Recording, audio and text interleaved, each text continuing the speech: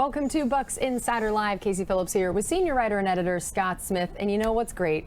So often in the offseason, we end up having to say on this show, it happens all the time. There's some rumors, there's some reports because things haven't officially happened, and we thought it was going to happen to us again this week. We thought we're so not, put upon. Yeah, it's so sad that they don't consider us in all the things that they do in that But it front worked office. out. But it worked out because now we can talk about Ryan Neal. Ryan Neal. It's a thing. It's not just a report.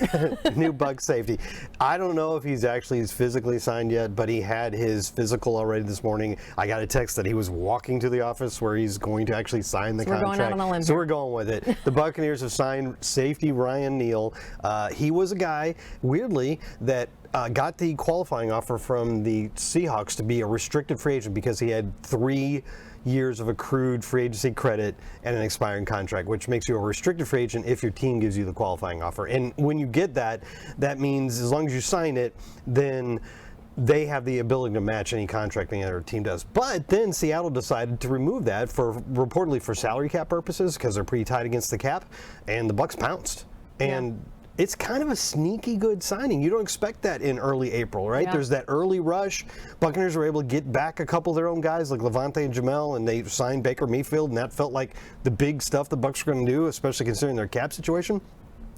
But this is probably a starting safety for you. Yeah. The Buccaneers have lost Mike Edwards. They've lost Antione Winfield. Logan Ryan remains unsigned. So until today, the only 2 safeties on the roster were Antione Winfield, who's fantastic, and Nolan Turner, who was an undrafted free agent last year. So you add Ryan Neal to the mix. That's a really good addition. That's great to hear. I think that's going to be just, and there you go with the... Yeah, I wanted to point that out. I mean, this guy actually got Associated Press All-Pro votes last year, 14 of them. These are able to sign as a free agent, someone that got just out of the blue, and a 1-year deal, I believe. These are the top 6 vote getters at safety. By the way, Antione Winfield did get a vote as well, but that's pretty good. Those are some of the best safeties in the league, and yeah, he's done it 1 year. Before that, he played a little more sparingly, so it was a big breakout season for him. But that's the exact type of player you want to get in free agency. Yeah, that's the ascending player who's still young, mid-20s. At a position where you were very lean, yeah, I think it's a great signing for the Bucs. Yeah, and speaking of a position where the Bucs are a little lean, we got some news about the tackle front. Segue, see what I did there? Journalism school's for. So now Josh Wells, no longer a Buccaneer. Yeah, so Josh Wells re-signed with the Jaguars where he started his career. He has been the Bucs swing tackle, the guy that steps in either right or left tackle when anybody's hurt or can't play for a particular reason for the last 4 years. So you may not think of Josh Wells as, the key player on the roster, but he's filled a key role for the last 4 years. And now with Donovan Smith being released and Josh Wells moving on, the Buccaneers really don't have a lot of experience and look at this right here. They don't have a lot of experience at the tackle position. Will Tristan Wirfs move to left tackle? Possibly, but he's made 46 starts, and he's fantastic, obviously, in his first 3 years. This is everybody else on the roster who either is listed as a tackle or, like Luke Gedeke, might play tackle, and the number of starts they've made in their NFL careers at offensive tackle. And by the way, the only one who's played left tackle, Justin School has 10 starts at left tackle, and Brandon Walton had 2 last year. That's it. Wow. So that's a position, and I know we're going to do Road to the Draft a little later today, but that's a position that the Buccaneers obviously need some help at. And when he was asked about it at the NFL meetings last week, or was it last week? Yeah, I know. It's true. Coach Todd Bowles said that there was a process figuring out what to do at left tackle, which could be Tristan Wirfs, which means then what you do at right tackle.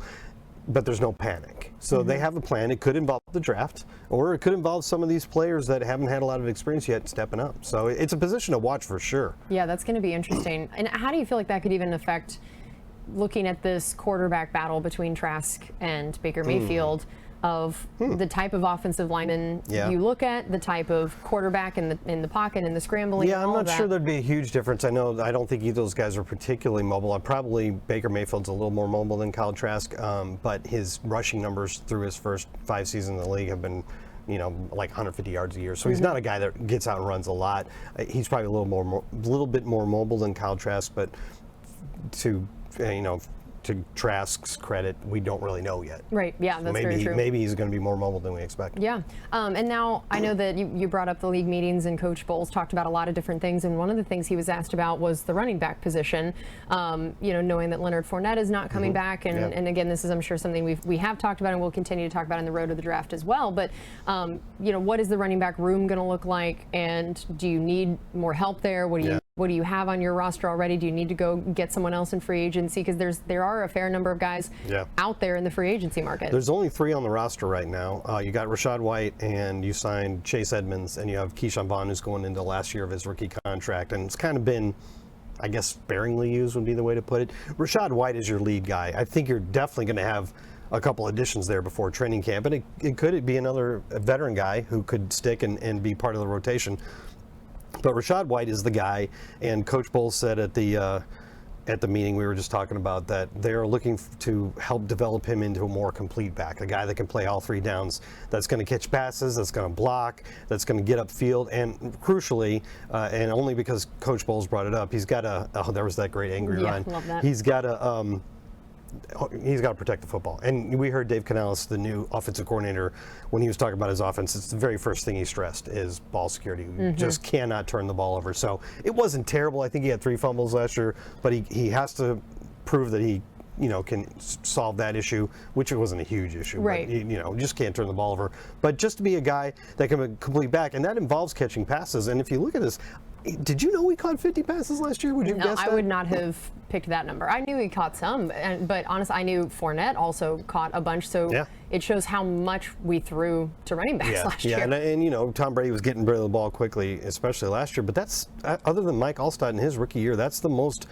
catches by a rookie running back in team history, and I would not have guessed that. Wow. And they weren't overly productive. I think he averaged like 5.8 yards per catch, which isn't really good enough. It needs to be a little bit higher than that, and that's not all his fault. That's the type of passes that he was catching. But he obviously can run routes. He's got good hands. He catches the ball well. So when you talk about a 3-down back, if he's going to be that, he's got to be able to catch passes on and protect the quarterback on 3rd down. And I think we've seen enough to think that could happen. So it's exciting. I think I'm pretty confident that he's going to take another big step in his 2nd season. And I know this time of year, there's a lot of talk about the salary cap and a lot of different things that go into it, which is always where my brain starts to blow smoke out of my ears. But we got a question online about this idea of how it works when players have a set number in their contract, but then when there are incentives that you don't know until the end of the season what that's going to end up being, and you at all times have to be cap compliant. And so how does this work when you don't have, salary cap would be hard enough if everyone's contract was just static and there was nothing.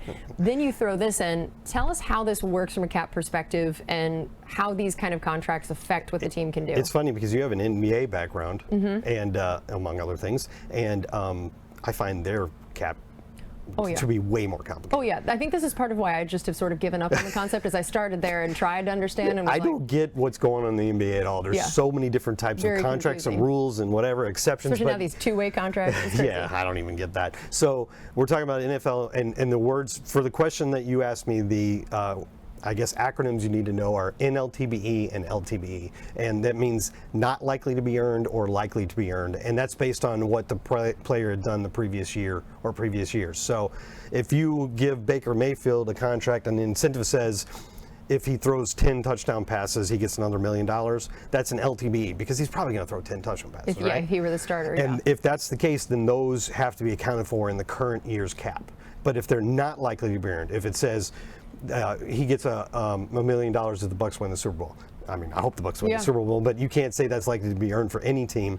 That's an NLTBE, and that, if it happens, counts on the cap the following year. So you have time to adjust for it. That's so interesting. It's a lot more complicated than that. I appreciate the simplicity. I give you the broad strokes here, but basically is whether or not, based on what the player's done in his past, if it's considered likely or not likely to be earned, it either counts this year or next year. All I know is that after I actually went in and talked to Jackie Davidson, one of our amazing cap people, about this yesterday. She drew all over on the whiteboard explaining everything. It was like to a me. beautiful mind. I remembered why I quit taking math classes, the whole thing, and it just reminded me how much I'm so thankful that we have such smart front office people, and that they know all this stuff, and I don't have to completely understand it. Maybe not as much as the NBA, but it's pretty complicated. It's very complicated. All right, well, that is going to do it for us on this edition of Bucs Insider Live. We will actually not be here next week. I love this sentence I'm about to say, because Taylor Swift will be taking over our control room. Which also, for everybody who needs to know, we were emailing about this, and Scott included a bunch of Taylor Swift song titles in our email, which I thought everyone that watches the show would appreciate, knowing that he can, I know T-Swizzle. He rattled some of these off. So yeah, so her people are taking over our control room. Favorite Taylor Swift song? I mean, especially Blank Space, especially now that you quoted that one in the email. That might be it for me. The new one, Antihero, is my favorite. That's your favorite? I love that song. Things I never thought we'd talk about on Bucs Insider Live. Now that we've probably lost half our viewers. So that is going to be it for, we won't do it next week, but we will have a road to the draft this week and next week as well. So make sure you stay tuned for those, and we'll see you next time.